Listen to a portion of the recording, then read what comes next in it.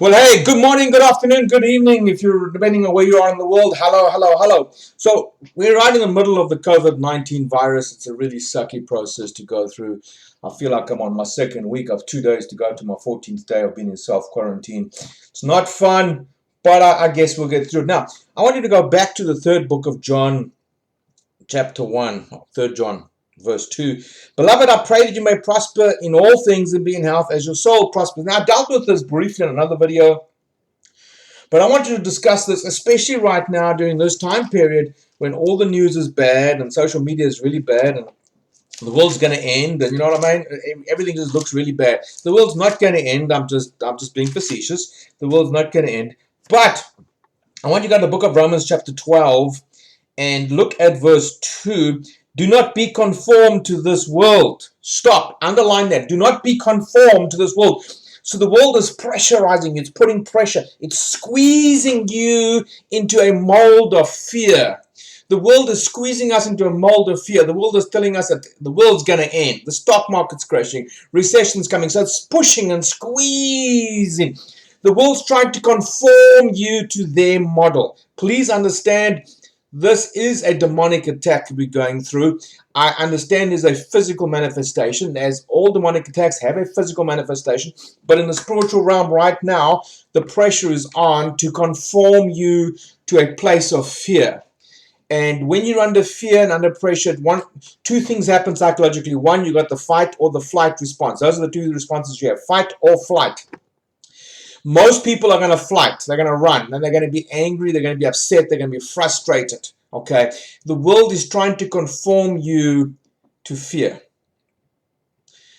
Fear is something that appears to be real. And I get it. This virus is real. People are dying. The stock market is crashing. I'm totally aware of the facts. Those are the facts. Those are the facts. But the Bible in Romans 12:2 says, do not be conformed to this world, but be transformed by the renewing of your mind, that you may prove what is good, acceptable, and perfect in the will of God. You get to prove what is good, acceptable, and perfect in the will of God. Now, you're going to say, well, Pastor, that's really great for you. You know, hallelujah, praise Jesus, and all the rest of it. Look at Deuteronomy 28, and we go to the first 15 verses, and it says, it shall come to pass, if you diligently obey the voice of the Lord your God, to observe carefully all his commandments, which I command you today, that the Lord your God will set you high above all nations of the earth. And all these blessings shall come upon you, overtake you, because you obey the voice of the Lord your God. So these are the blessings. First 15 verses are the blessings that the Lord will come upon you. Okay, now, look here in verse 8. The Lord will command the blessing on you in your storehouses and in all to which you set your hand, and he will bless you in the land which the Lord your God has given you. Verse 12. The Lord will open to you the good treasure, the heavens, to give the rain into your land in its season, to bless all the work of your hand. You shall lend to many nations, and not borrow. So there's a season to prosper. There's a season when the rain will come upon you. Okay, come on now. The rain falls upon the wicked and the righteous. So yes, we're all going through the same crisis right now, but the righteous will come through bigger, stronger, better off, better equipped. Excuse me, bigger, stronger, better equipped. Okay, the evil are they're not the evil people, but the people that are struggling right now are those that have not found their strength in the Lord of the Lord. Now, let's go to verse 15 of Deuteronomy 28. And it shall come to pass, if you do not obey the voice of the Lord your God, to observe carefully all his commandments, his statutes, which I command you today, these curses will come upon you and overtake you. Now, we can go all the way down on Deuteronomy 28 to verse 16.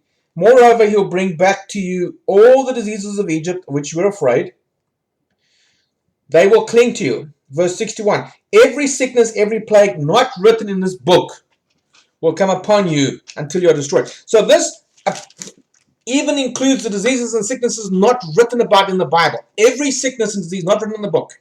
Deuteronomy 28, verse 61. Every sickness not written in the book. COVID-19 was not written in the book. COVID-19 falls under Deuteronomy 28.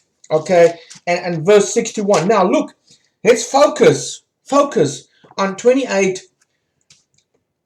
We'll read verse 28 to you. It shall come to pass, if you obey the voice of the Lord your God, to observe carefully all his commandments which I command you today, the Lord your God will set you high above all nations of the earth. All these blessings will come upon you and overtake you. You shall be blessed in the city, blessed in the country. Blessed shall be the fruit of your body, the produce of your ground, the increase of your hands, the increase of your cattle, the offspring of your flocks. Blessed shall be your basket and your kneading bowl. Blessed shall you be when you come out. Blessed shall be when you go out, when you come in. The Lord will cause his enemies to rise against you, to be defeated before your face. They shall come out against you one way and flee before you 7 ways. The Lord will command the blessing on you in your storehouse, at your savings accounts, your investments, and in all to which you has set your hand. And he will bless you in the land which the Lord your God has given you. The Lord will establish you as a holy people. Come on now. If you keep the commandments of the Lord your God and walk in his ways. And all the peoples of the earth shall see that you are called by the name of the Lord, and they shall be afraid of you. And the Lord will grant you plenty of goods, as the fruit of your body, in the increase of your livestock, in the produce of your ground, in the land of which the Lord swore to your fathers to give you. The Lord will open to you good treasure, the heavens, to give you rain in your land and in season, and to bless the work of your hand. You shall lend to many nations, you will not borrow. The Lord will make you the head, not the tail. You shall be above only and not beneath, if you heed the commandments of the Lord your God. And I command you today to be carefully observe them. You shall not turn to the right nor to the left, and you shall not serve other gods. People don't serve fear. I understand these are the facts of the situation. But remember, these facts are subject to the truth. And the truth says you will be blessed, you will prosper, and you'll be in health. You are blessed and prosperous. Now look, let's go back to 3 John.